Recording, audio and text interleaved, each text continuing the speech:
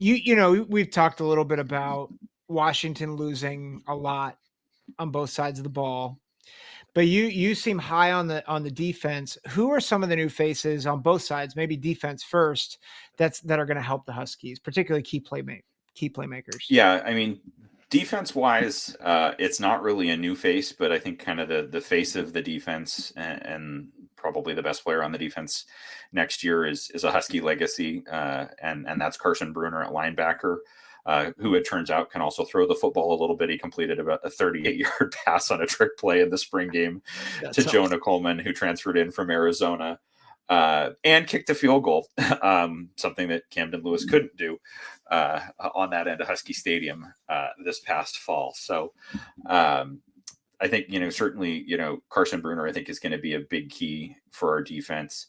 Somebody that the NCAA absolutely just jobbed last year, similar to Tez Walker at North Carolina, but didn't actually get eligibility as a defensive end named Zach Durfee, who we expect to be an absolute destroyer based on practice reports, not just this spring against our very much a patchwork ad hoc offensive line, but was having a lot of success last spring against a line that turned out to be pretty darn good.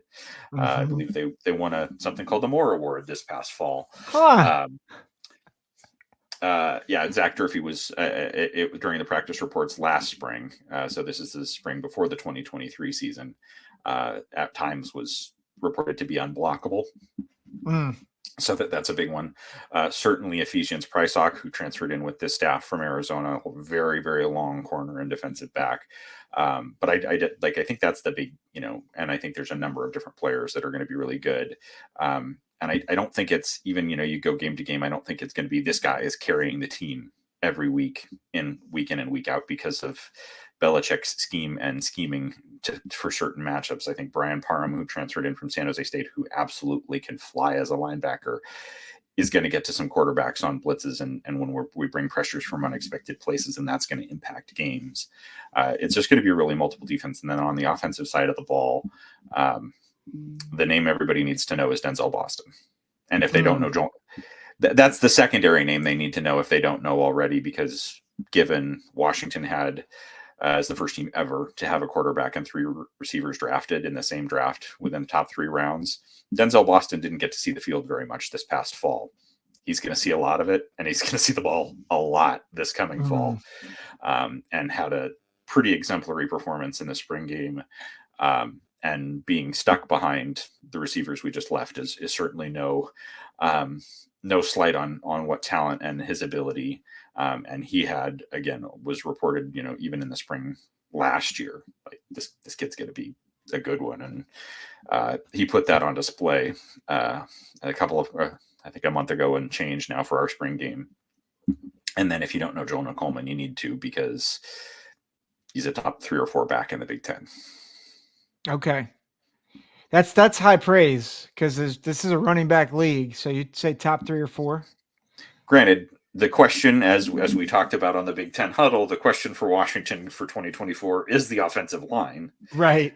But Jonah Coleman isn't I think I saw something today that, per PFF, I mean, and you can take PFF with a grain of salt, but the top rated returning running back in the conference, he's about 5'7".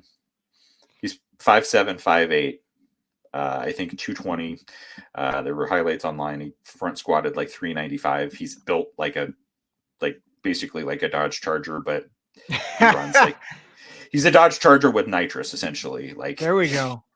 The dude can fly. Like, I saw him, and this isn't a slight on our defensive tackle. I saw him hit a defensive tackle and helmet to center of chest, and the defensive tackle went backwards in our spring game. Okay. Just lower center gravity, mass and momentum. It's like Maurice Jones-Drew. Down. Yeah. I think a little taller than MJD, but similar. Okay. And it's Jonah Coleman, Denzel Boston are the two playmakers to watch out. Yeah. And, certainly Jeremiah Hunter, who had over 2,000 yards at Cal, which another school not exactly known for offensive wizardry. that says something.